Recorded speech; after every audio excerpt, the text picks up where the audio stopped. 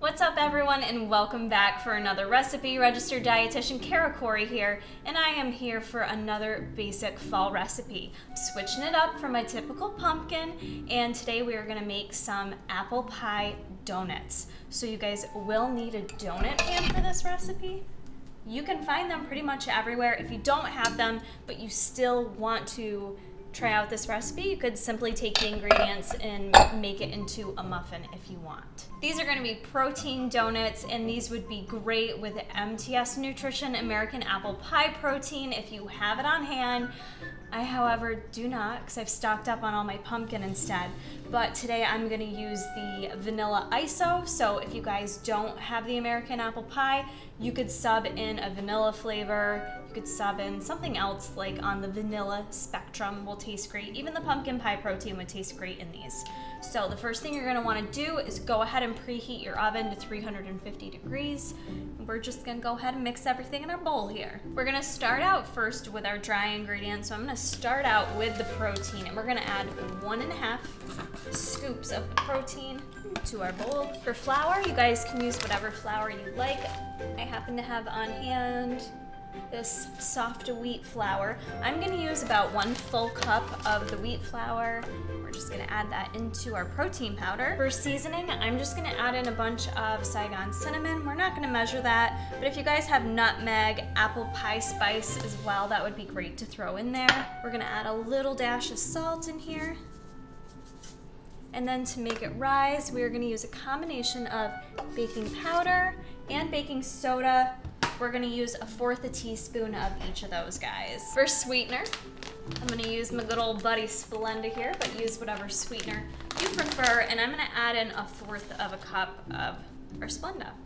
That's all our dry ingredients, so I'm just going to take a fork and mix all those up together first before we add in the wet ingredients. Now that we've got that mixed up, I'm going to add in 1 whole egg, which I've already gotten here. I'm just going to whisk that up before I add it to the mixture. Now, if you want to keep the fat lower in this recipe, you could just do the egg white and omit the actual egg yolk. That's where all the fat is, but that's where all the nutrition is, folks. So egg yolks are not bad for you. There's loads of B vitamins in there and other good nutrients. So it's a myth that dietitians say not to eat egg yolks. Just don't eat too many of them. All right, next, I went apple picking this week, so I have a ton of Honeycrisp apples. I just took 1 medium apple, and unfortunately I peeled all the good nutrition off of it. I peeled all the fiber off of it, which is in your skin. You could leave it there, but I think for the sake of the texture of the donut, it's better if you take it off. So I took off the peel, and then what I did was I chunked it up, shredded the apple so we get these little apple shreds. So this is just 1 medium apple all shredded up. That's a Honeycrisp. You guys can use whatever flavor apple you want, but we're gonna add all those shreds in there. I'm going to use 1/4 cup of unsweetened applesauce.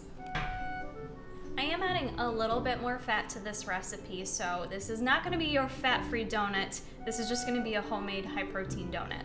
But I am gonna use 2 tablespoons of butter. Actually, I'm gonna do 1 tablespoon of butter. All right, I'm gonna go ahead and stir this all up and see what consistency we're working with here. Damn, boo, that texture though.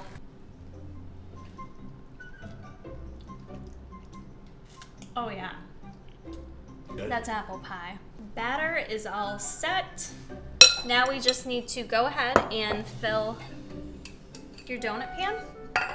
Just want to make sure you fill it not all the way, basically 3/4 full.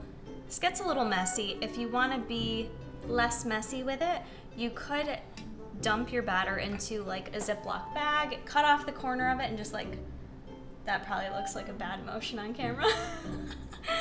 And just squeeze it into your pan. I don't really care.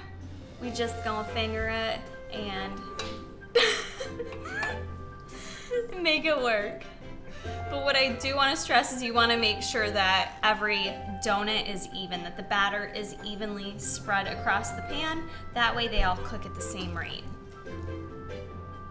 So I spent a little time just making sure that the donuts were kind of pushed in there, evenly spread across, nice and smooth. We're gonna go ahead and put this in the oven, 350 degrees, for about 10 to 15 minutes. 10 minutes have passed and all our donuts are cooked. Mine made about 6 to 7 donuts. Depending on how much you fill your pan, you may make a little bit more, a little bit less, but they came out really nice. You can eat them just like this out of the oven, or if you want to take it an extra notch, next level here, what I've got over here is just a plate with a little bit more Splenda in it and a little bit more cinnamon on it to kind of dip our donuts in. So in effort to not add any more fat to the recipe, you certainly could melt some more butter and dump it in there, or to save on that, I'm just gonna use some I can't believe it's not butter spray. Spray the top of your donut, and then you just kind of twist it on in there to the cinnamon and Splenda. And it kind of adds that nice sweet and cinnamony layer to the top of it so that you get that nice sweetness with each and every bite. That's gonna be it for this recipe, guys. I hope you enjoyed it. If you make yourself some apple pie donuts, be sure to tag me, Caracori Fit Life, on Instagram. I hope you enjoyed, and we'll see you in the next one.